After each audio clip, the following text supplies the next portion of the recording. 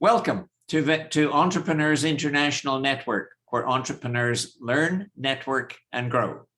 I'm Roger Killen, the organizer. Today, Maruxa Murphy is going to help you maximize your return on community. Maruxa, I have got 3 questions that will help us get to know you at more of a personal level. Question number 1, why is community important to you? Roger, thank you for asking. Community is important to me because I believe that in business today, so often we have been in a place where we are so used to just looking at our metrics and our numbers, but we're forgetting the heartbeats in the room. We're forgetting the people that we're actually serving actually matter. And so the work that I've been doing in the world of community over the last 22 years has been really about creating connection, creating opportunities for us to remember each other in the midst of growing a business and in the midst of the architecture of how you grow the business. So we can't forget each other in the process. And what we found is that that community deepens the sales process. It deepens our ability to take one client and have multiple sales opportunities with them if we build our business in that way. So there's a lot to community that, I think we often forget about, and there's multiple. We're in a time and an era where there's so many ways that community can be built in to our companies, and that's what I'm here to share. Now, over the last 22 years that you've been doing this, what is the top lesson that you have learned about how community impacts business? I love that question.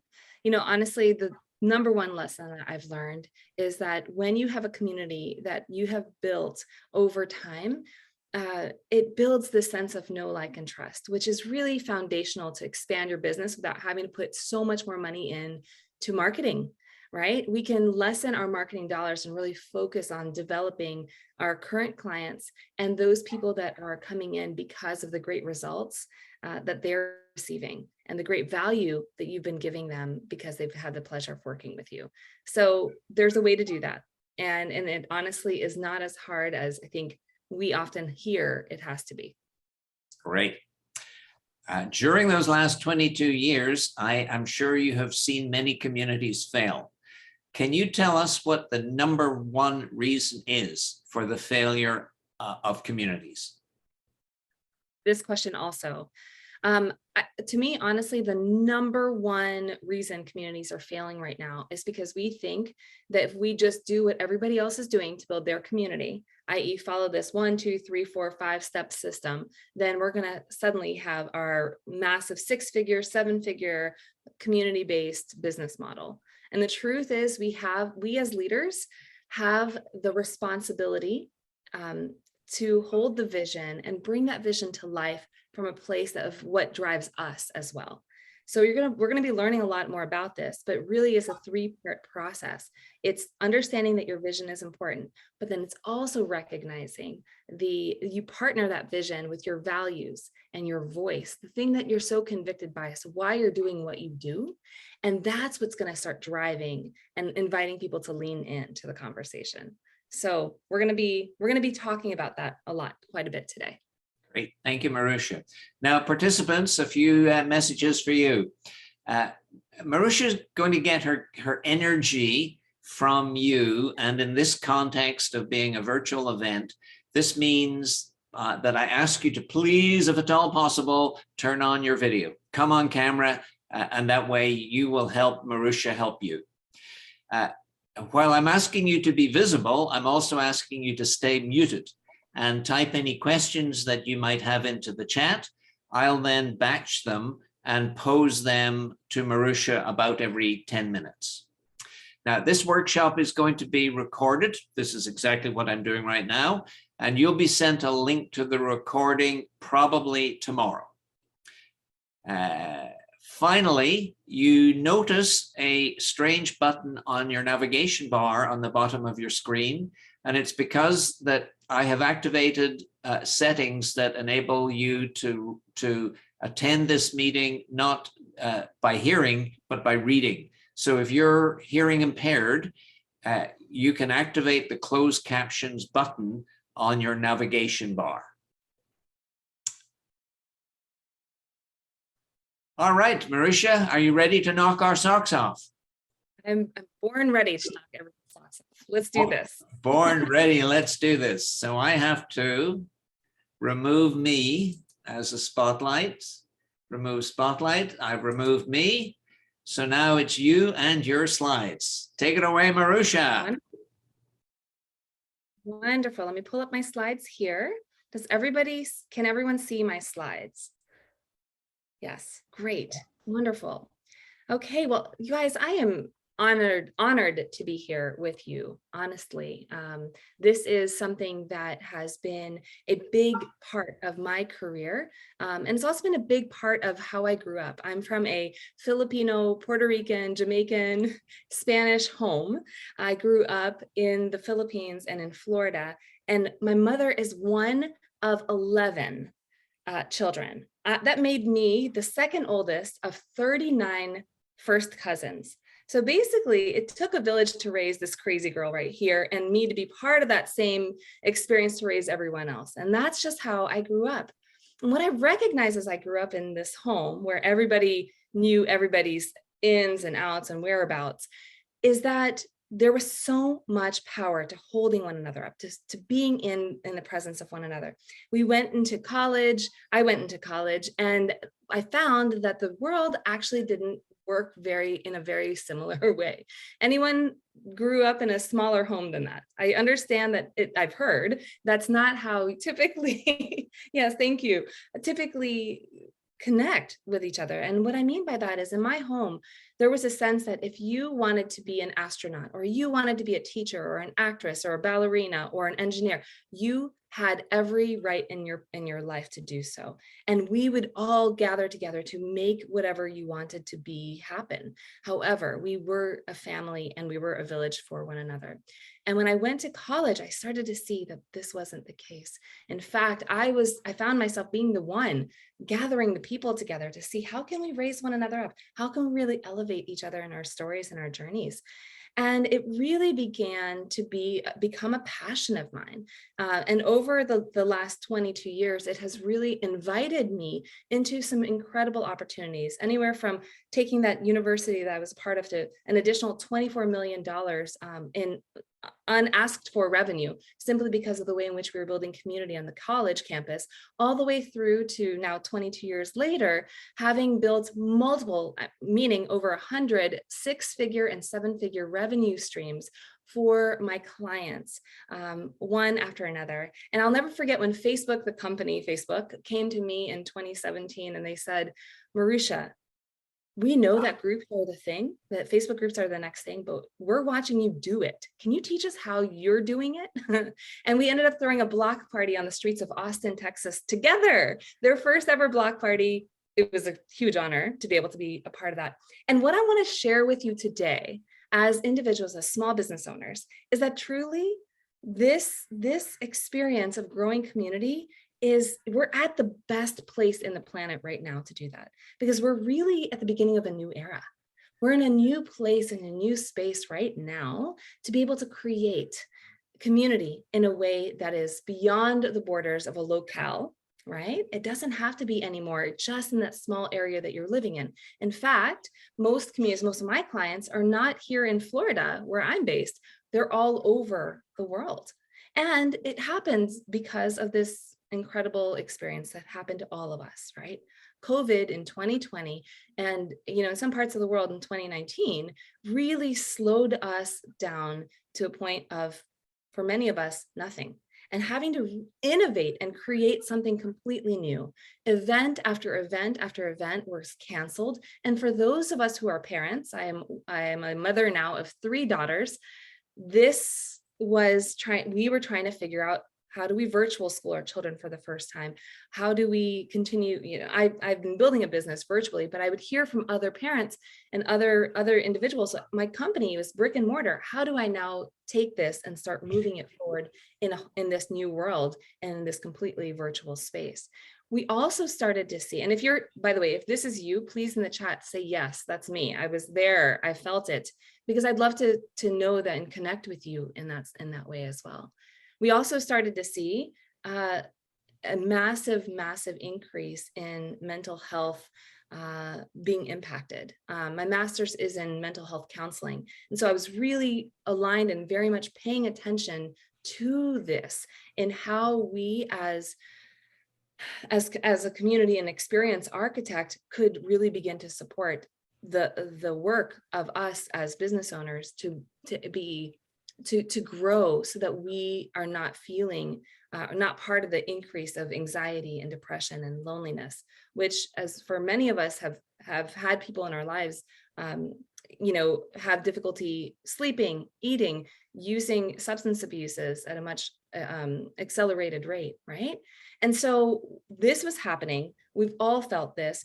And really at this point, I started to recognize that this is exactly what we all inherently know as humans. That number one, community is everything. We've been so used to being in person with one another. We were so used to, and just taking advantage of the fact that we could just travel from one state to a province or one place to another, right? It was so just natural for us.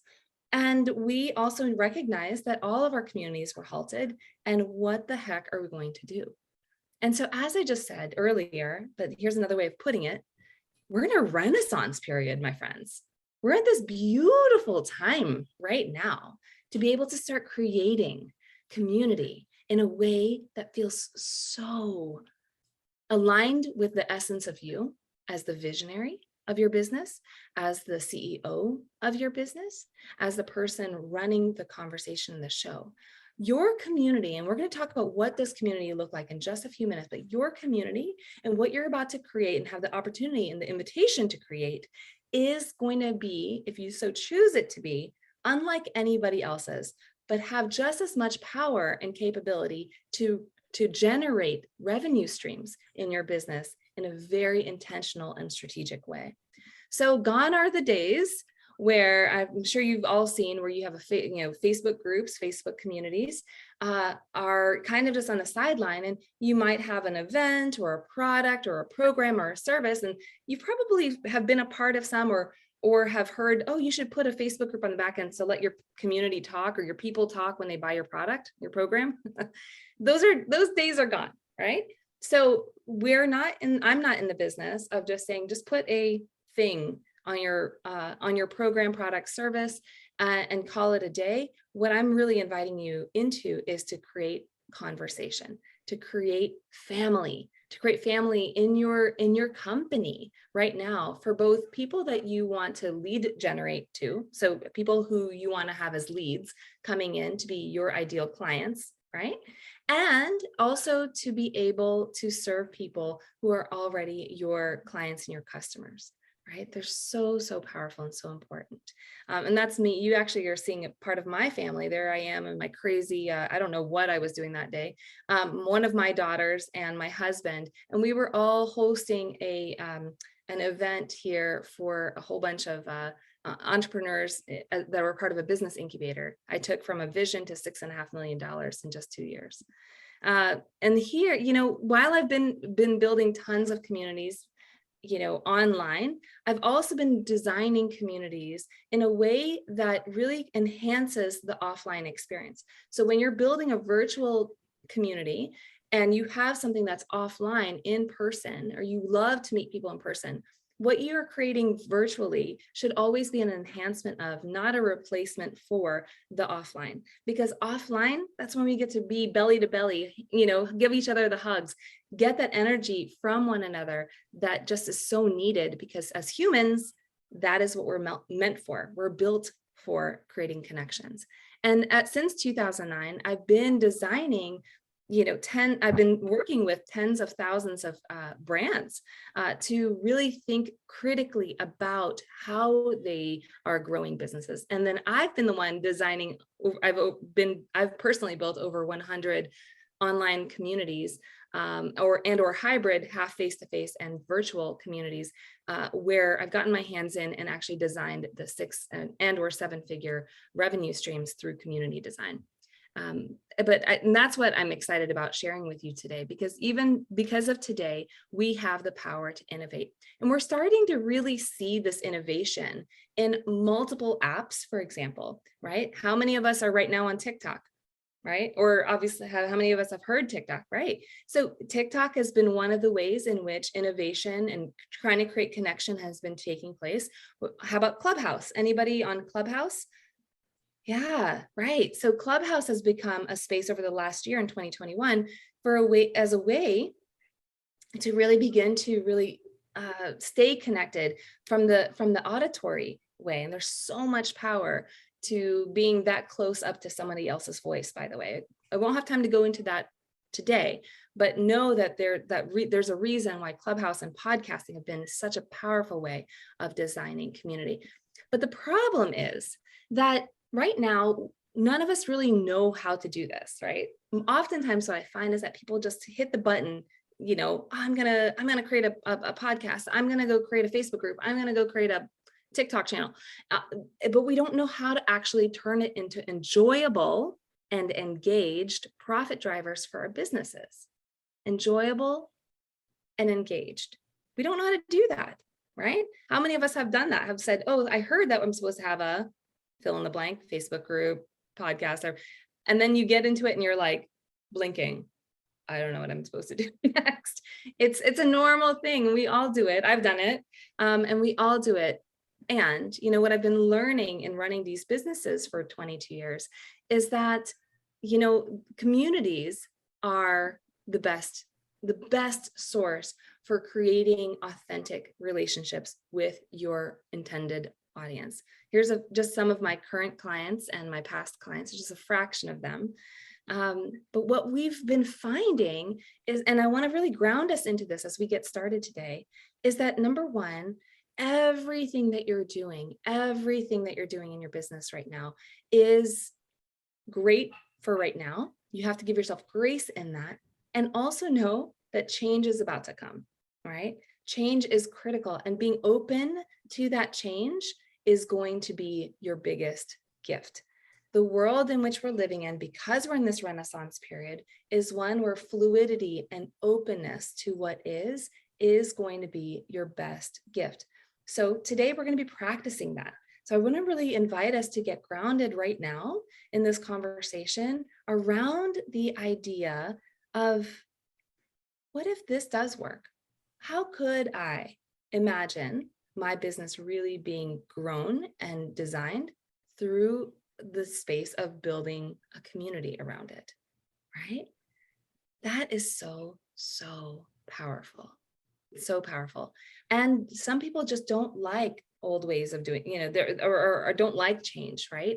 But really what I'm finding is that those who are choosing to get comfortable, it's almost like yoga. Anyone here do yoga or have ever started? So when we're first, thank you for raising your hands for those who are live here with us. When I first started doing yoga, I could barely touch my toes, barely, right? I was like, you know, if I would just bend down and just do just a basic, try to touch your toes. It takes time to get into new poses, into new ways in which you're moving your body. And we have to give ourselves full permission at this time to recognize that in our business world that we're in right now, it's not a hurry up, you better learn this kind of energy I want you to come to this with. It's a, let's see what shows up, what feels really yes to us as we are designing this brand, as we're designing this company, as we're really allowing ourselves to be the visionary and the leader here. What else would show up? And from that, we can recognize that we are all wired to be more flexible, right? And when we give ourselves permission to be flexible and to be open to the connections that it will show up, we get to live almost as if we're living in an adventure. We're getting to live and we're going to come into growing community as if we're Alice in Wonderland, opening up, you know, going down the rabbit hole and seeing what else might show up, right? There's a really interesting, we're in an interesting time. And so this is going to be a practice of in essence, doing that. And really, there are ways to develop your programs in a way that's aligned with you and what's possible, right? So today is really about allowing your visionary self to be visionary, allowing your ability to say, I really wanted to always try this. Is that a thing? Can I do that? And possibly the answer is yes, but we have to give ourselves that space and that conversation here. One Maruxa, of the are you open to a question? Yes, of course. Barry wants you to define what you mean by the term community. We are literally about to go into that right now. I would love to answer that question in just a few minutes. Question from Jay. How are the communities you are describing different than a community like a Facebook group for a specific area of interest? Something bigger and integrated? Question mark. Okay, literally also that's the question that's about to get answered in this next section. Okay, Barry asks a follow-up question. How do you get them to accept tech or innovation? That's a great question, Barry, that I wasn't about to answer. So the one thing that you really want to invite them to accept tech or innovation is by inviting them slowly and incrementally into the conversation through education, right? So I'm never a fan of just being like, hey, we're changing everything, boom, and then switch. That is the best way to lose fans right away. So what we want to do is to say, I want to share with you what's been showing up. And then show them how, like for some of our community members, they're wanting to see the tangible results. They're wanting to see your numbers that back up why we're going to be shifting things, right? So give them space. You want to add that into your timeline when things are starting to shift as to how and when you start to adapt new ways of thinking, new ways of using technology and whatnot. Barry, thank you for asking that question. There are no further questions. Okay, great. So, as I mentioned, we are often told, here's all the tools, TikTok, Instagram, podcasting, all the things, Facebook groups. Oh my gosh. So how do you know which one to focus on? Well, as was just asked in our questions, we need to figure out and get really, really clear on what what those tools are used for, and what is the differentiation in where in which we need to use these tools. So the way in which I'm going to do that is to identify and define two core terms that you need to understand when you're designing your community. And the first term is an audience, and then the second term is community. So what is an audience? Well, this is an audience. I want you to imagine that you're looking at this audience in front of you, and you're on the stage looking at the audience right there in front. If you're on a stage of any sort, this is called it's a one-directional relationship with the audience. It's where you get to be on the stage, whether that stage is a podcast, whether that stage is speaking like I am today, whether that stage is Instagram, Facebook, Twitter, even. It could be a YouTube channel, right? Being live in person, writing a book, right? Those are one-directional conversations where you're teaching, you're educating your audience through a platform, and they're receiving the information. The ultimate goal with audience building is that they get an aha, they get this light bulb that goes off for them. And in that light bulb moment, they want to stay and connect with you further. They want to continue to build that relationship with you in such a way that they might become part of your community, right? So a community, on the other hand, really is a place, as you see, as this image really tries to define and help define for you. It's a space in which we're all connecting together in a conversation. Now, let's imagine right now we're a dog trainer, right? And as a dog trainer, I could be a dog trainer going onto a podcast and sharing information about how to bring a new puppy home from wherever you got the puppy and starting to train your puppy from day one, right? So I could do that. That's me building an audience to people who are new puppy owners. In this case, if I had a community, the community could be found in multiple different ways. It could be found in a Facebook group. It could be found in, let's say, a Mighty Networks community. The container is just that. A Facebook group is a container where community can exist, for example, right? But the community itself is a 2-way, 3-way, 5-way, 10-way, 11-way conversation around a topic of interest.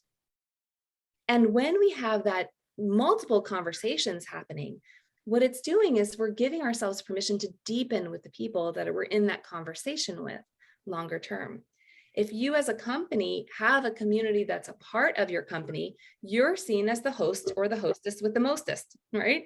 You're the one really curating the people into the space together to build those relationships, deepen, and there's benefits to that, right? I think oftentimes of Oprah Winfrey or of Ellen, and they've brought people into a conversation. They've deepened their relationship with those individuals, not just who they're bringing into the space. I'm thinking of Roger Killen right now, right? Who's created this community, the EIN network, and deepened the relationships with everybody in this community over time. And what that's done is it's amplified the results. It's not just Roger anymore, Oprah anymore, having to sell one by one by one. It's the power of the community really amplifying the sales for whatever the product is that they're going to be selling on the back end, right? It is a sense of influence. There's a power of influence in what you're doing when you're building community. So to bring it all together, a profitable community. Now that's a difference, okay? So we just talked about community itself and what a community is. But now we want to bring in, because we're business owners, we want to understand how communities are profitable. A profitable community can be defined as a community that makes money through the intention and the strategy to bring the people together for a specific goal or interest, to create some sort of transformation and value exchange that just can't happen at the depth and the richness that can only happen because the community has come together and exists, right? So if you have education that you want to give people, if you're a coach, if you're somebody that has something to sell that is transformational or has value, which I think is all of us, because everything that I just heard today has massive value for our world, then a community is a place where you can do that and meet your people who are your ideal leads. For example, if we're creating a lead generation community, your ideal leads to say yes and raise their hand when the time is right for them to say yes and raise their hand. So gone are the days where people want to be sold to and pitched. But today we're in the business of deepening connections and relationships, using education to deepen and build those opportunities, and then move into the next opportunity, which is to get a deeper sense of the transformation with you. So this is a term I've been coining. I've coined, right? I'm actually in the middle of, I just got a publishing deal about a week and a half ago. We're writing about this exact topic, and I wanted to share this with you. And this is what I'm coining the return on community. You know, we've heard return on investment often. I'm sure we're all very aware of the return on investment. We put money into something and we look to have a return on that investment. The return on community deepens that in just one more portion of this. And what this is it really helps us understand and begin to measure the quantifiable long-term return by having community. So the way in which when a client works with me, we start to measure the sales that are made within the community experience, right? How do we track sales made because of the community? We look at the churn rate, for example, for membership experiences. Let's say you have a membership on the back end, maybe you have a monthly membership. We want to see how long are people staying, right? It's important to pay attention to because we want to know that it's still transformational for them. We're going to also be paying attention to the length of time between becoming a prospect, i.e. joining the community from the beginning, and becoming a customer, right? So we're looking at the return on that. And then we're looking at the lifetime customer value. You know, how well are we listening to our community? One of the massive benefits of being in a community is you get free market research all the time. Your community is telling you, hey, can you give me more of this, please? Hey, I want to understand this a little bit more. Can you help me deepen my understanding here, right? And so we're able to increase the lifetime customer value because we're able to hear them and then offer them a program, service, product that serves their needs, or create a referral partner with somebody that can serve their needs in a more intentional way, without having to spend money to get that feedback from them. And then ultimately, we're also going to be identifying and measuring the referral rate that our current customers have to bring us new potential customers, right? That's what the return on community looks like. And I think it's really important to really discern that and pay attention to that, because the truth of the matter is, it is literally right there and ready for you.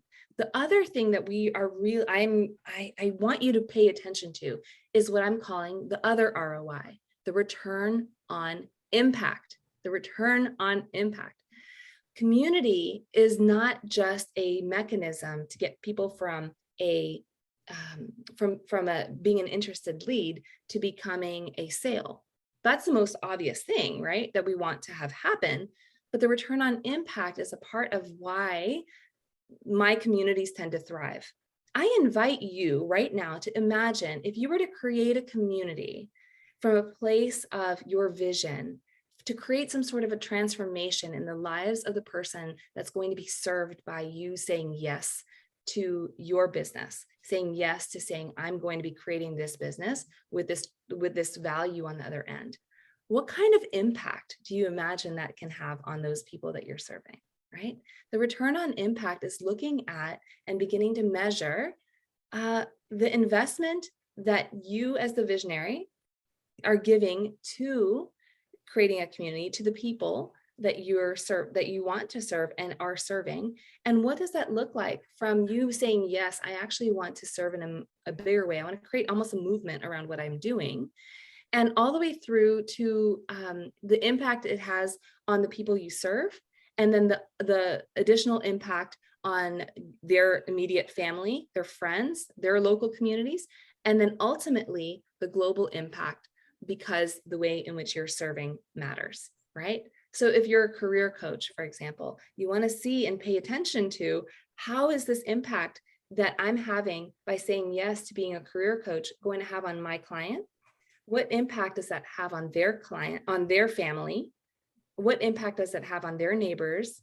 What impact does it have on their friends? And what impact does it have locally in their community? And then ultimately globally, because they've made that impact.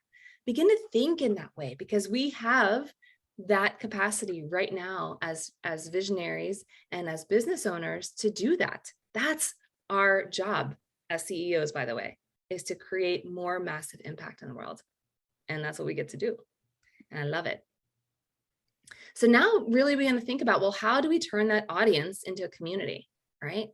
So one of the things that I like to do is I like to really take a minute right now and begin to think about the fact that there are actually five different ways in which you build community intentionally.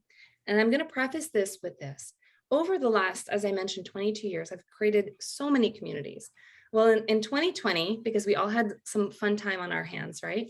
In 2020, one of the things I chose to do, one of my projects within my company was, I want to really design and define what worked really well and what didn't work well for the companies that I had the pleasure of working hand in hand with to grow these communities. And what I found is that for the things that didn't work well, I was like, bless you.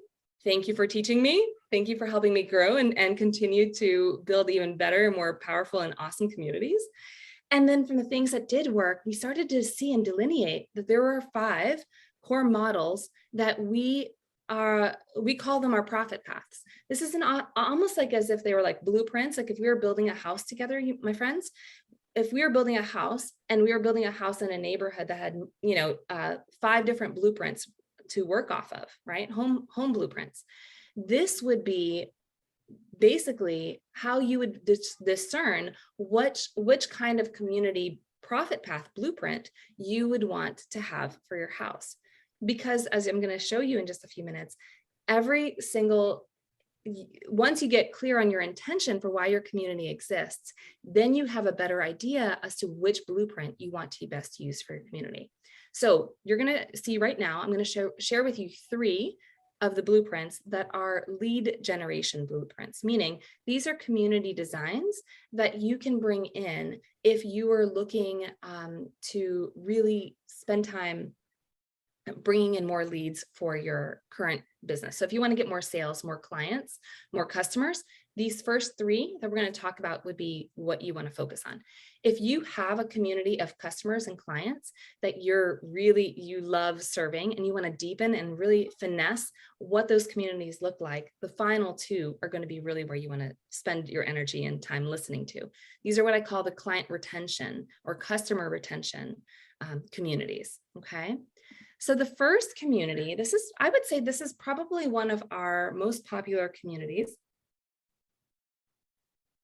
And it's what we call our engaged community. The engaged community is one where we are there to build a relationship with our leads, our ideal people coming into our community. This particular type of community, it's as if we're at a dinner party that never ends. It's one of those, where it's constantly just having conversation. You're like, oh, how did 5 hours just go by? This is amazing. Can we do this again next month? Because would be a lot of fun to have another connection time. This is a long-term relationship between you and them. And it's really focused on your expertise, right? So going back to the idea of a dog trainer, if I were to create an engaged community, the engaged community might be around the topic of how to take care of your new puppy, right? Because I want new puppy owners to feel safe, to build trust with me, and to learn how to create that bond with their new puppy, ultimately to then get them into a program with me to understand the psychology of puppydom, right? How do you understand your puppy? How do you build a long-term relationship and connection and trusting relationship with your dog?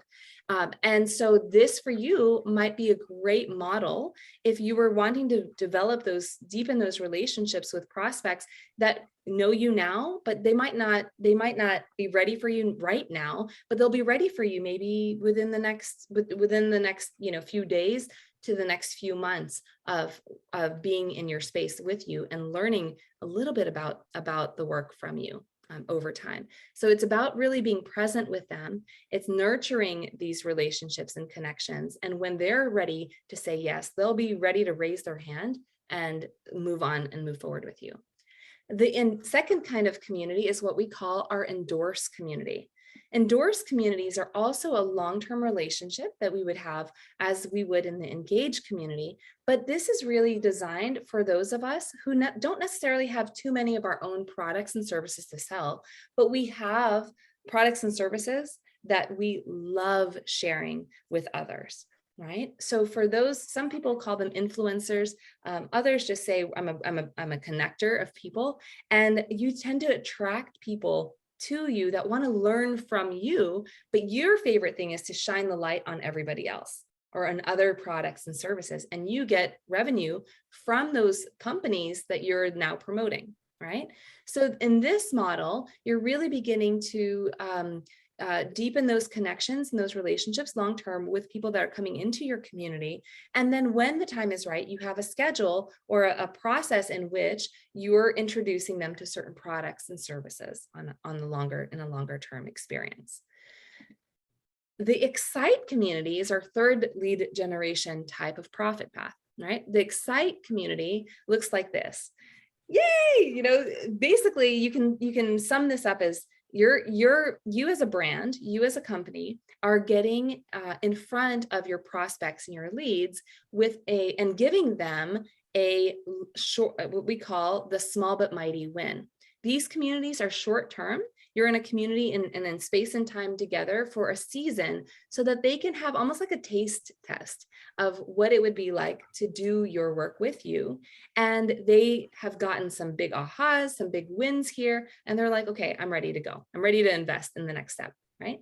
So in these types of communities, like I said already, they're short term, they're to the point, and we invite them from that moment into deepening their work with you as a paid customer longer term.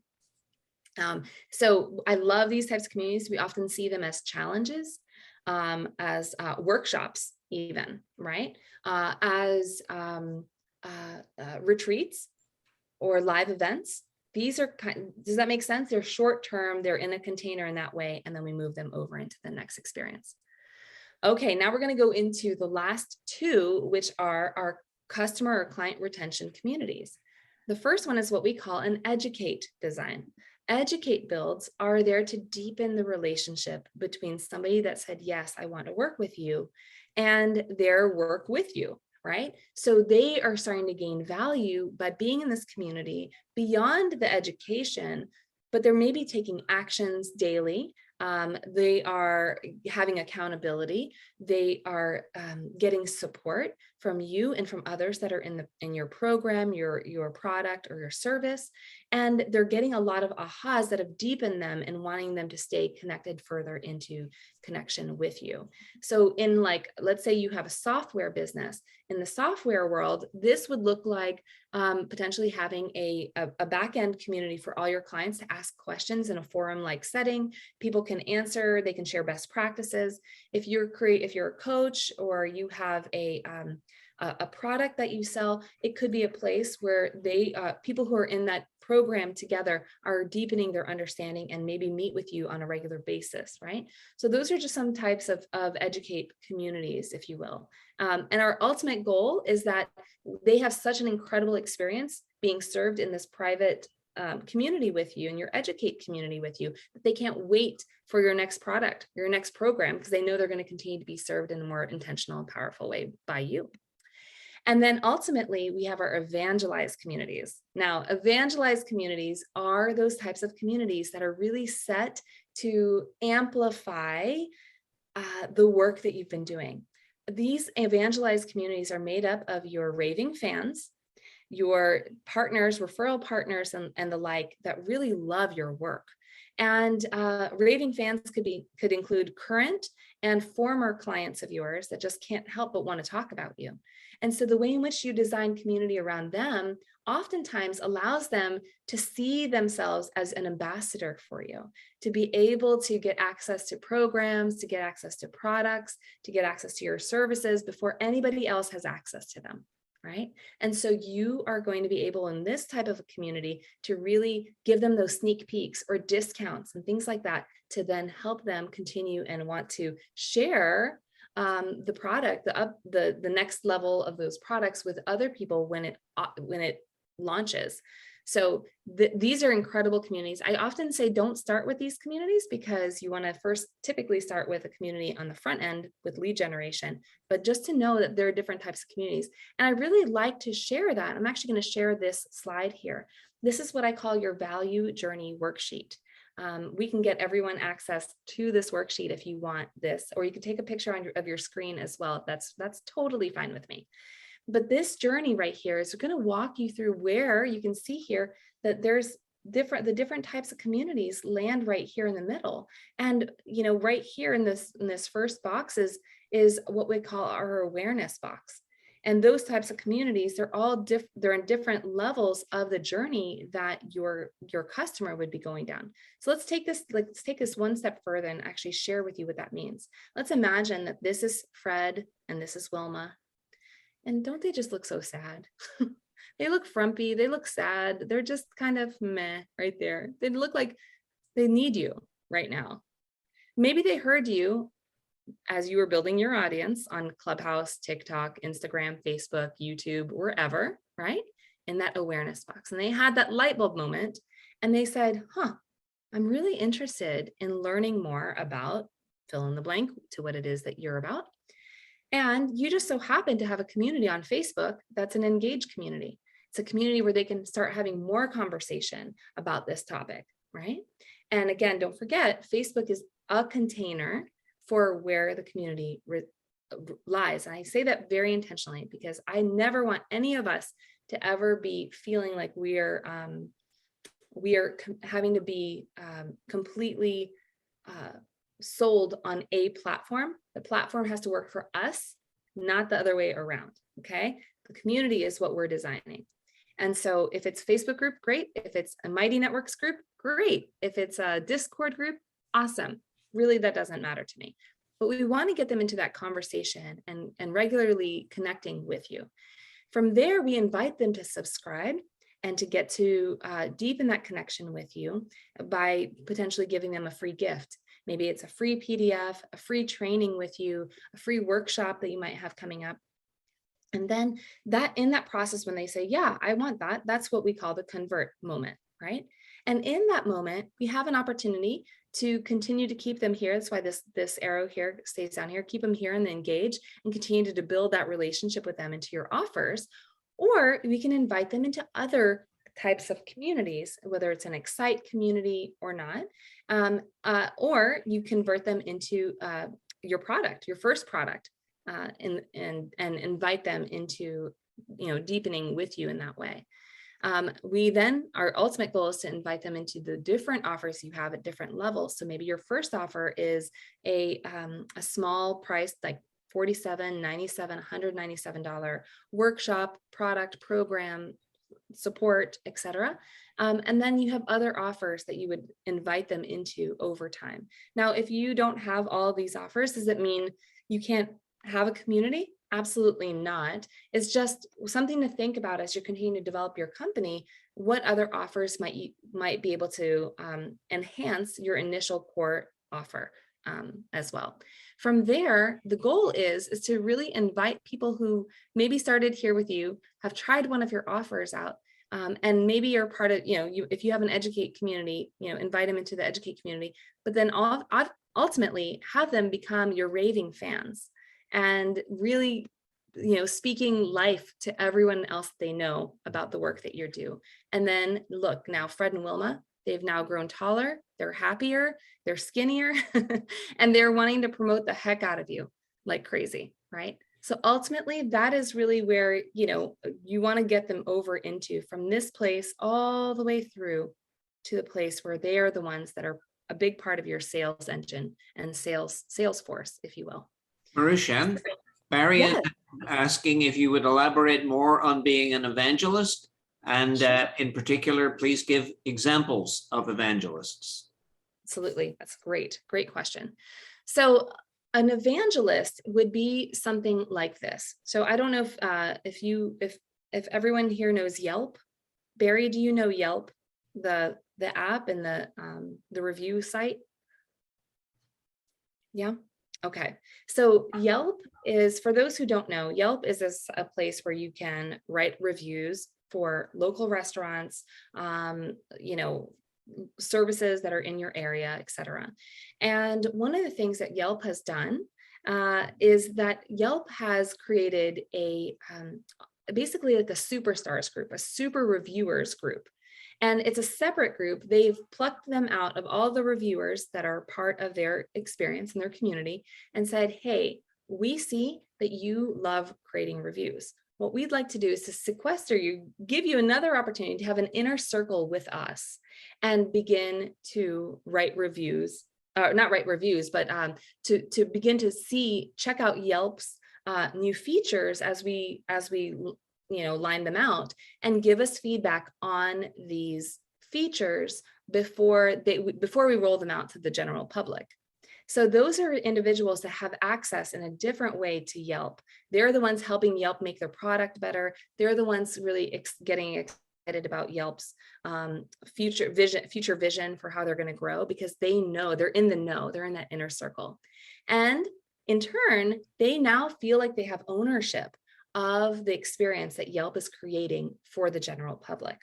So as we bring that into our business, those evangelists, those are your inner circle. Those are the people that you want to hear from. It's almost like your own internal marketing research team, and then inviting those individuals to really be able to hold space. You get to hold space with them, to know them, like them, trust them. You can give them discounts to upcoming products and services. You can give them sneak peeks and freebies to your products and services before everybody else has them. And then ultimately, we train them to become referral sources for you, setting them up as an affiliate or a potential joint venture partner for you, giving them referral commission fees that maybe you wouldn't have otherwise.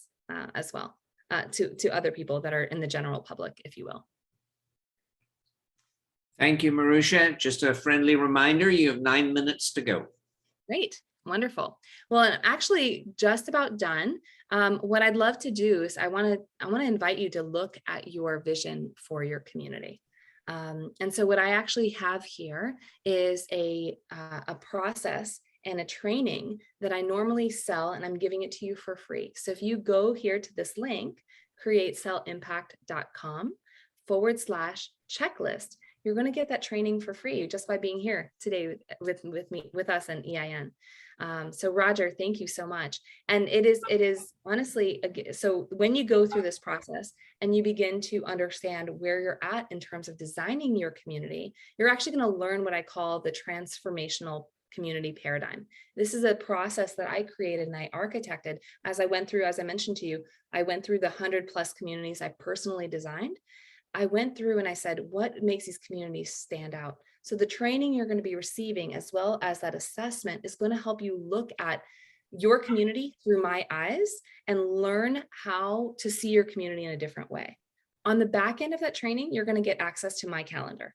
So if you wanted to have a further conversation as to how this applies to your company, then we should definitely have a conversation and do that. I'd love to make that happen. And so also, I was going to say, if you want to contact me in other ways, feel free to take a screenshot of this. And I know as well, Roger, you posted this in the chat as well, but you can find me on LinkedIn, Facebook, Instagram, or you may email me as well. And that's my direct email. Maruxa, EIN has 74,000 members growing at 1,000 a month. How on earth can I go about creating a community, given that there's 24 hours in every day? Great question. Great question. I'm going to get my slides off and I'm going to answer that question so I can see you. Give me a second here. Hi, I see you again. So yes, I love that question. So there's a few different things I would do, Roger. One of the first things I would do, and we would want to spend time on, is to really look at what your vision is for EIN moving forward. So yes, the numbers are incredible. And that just means to me that you have such powerful influence on so many lives, as all of us do. And so when we look at it from a heartbeats conversation first, because one of the things I stand for is to bring humanity back to the human race, is we have to remember that who we're actually speaking to are heartbeats. Every single one of us as humans has some curiosity that hasn't yet been figured out. We have loves, we have things that we hate, we have things that anger us and things that really drive us to passion, right? And so we want to know who we serve. How do we want to serve them? And so it would be a conversation where we'd start is understanding, okay, Roger, what is that vision that you have in serving these 74,000 plus individuals? What could we imagine if we really created strategically and intentionally a community that amplified their voices and the EIN experience? What would that look like? And then from that conversation, we go into a conversation of what I call the experiential value. This is where we're looking at the culture we're building. So just as all of us have been born into a culture or multiple cultures, we recognize that culture have certain ways of doing things, right? And even today, we've all experienced, okay, this is our agenda. This is how we start from here. We go here and we go here. And this is what an idea party is. I was like, this is fascinating. I'm experiencing a new culture by being here for the first time, right? And so as we get really clear and intentional and really begin to line in, what does that look like as the company continues to expand, the experience continues to expand, that's what's going to help us really navigate that profit path that we choose to have, that you choose to bring in, and then what the offers could look like, or what offers are. And then we pull that all into what we call, in my company, we call the playbook, that really brings in what strategies specifically need to be in place to really amplify that larger vision to come to life. Great. Thank you very much. There are no further questions. Awesome. Well, I'm glad I answered all the questions. If you would like to make a concluding remark. Sure. Sure, absolutely. I think what I'd love to really invite us into today is that really kind of where we started. This is an opportunity. We're in an era unlike any other, where innovation is the name of the game, where your choice, you're choosing to create a community that is hasn't been done yet, is actually possible. If NFTs and Bitcoin and metaverses can be created and thought through, what else is possible? And we're making those entities are making tons and tons and tons of money, right? And they're literally digital, they're electrons. And so what my point is that none of us are immune to being able to think bigger. And I want to invite us, as we're really moving into this new era of how businesses run, is to imagine, what does it look like to be in that place of holding the keys to the renaissance that you as the visionary have right now access to, and what's possible when you give yourself permission to do that. Beautiful closing words. Maruxa, on behalf of EIN, I thank you to the moon and back. In 10 years of hosting, first of all, VBN and subsequently EIN meetups, we have never had a speaker addressing the whole topic of maximizing a return on community. Your thoughts are very fresh. They're very exciting. You see a whole new world coming out of COVID, which I share that point of view. But you've also shown us a step-by-step as to how to go about harnessing the power of that new world. So EIN thanks you. This is just great. It's been a pleasure to be here. And it's truly, I love this space. And I look forward to also being an attendee to more EIN events. Thank you for having me. Well, you'd be very welcome.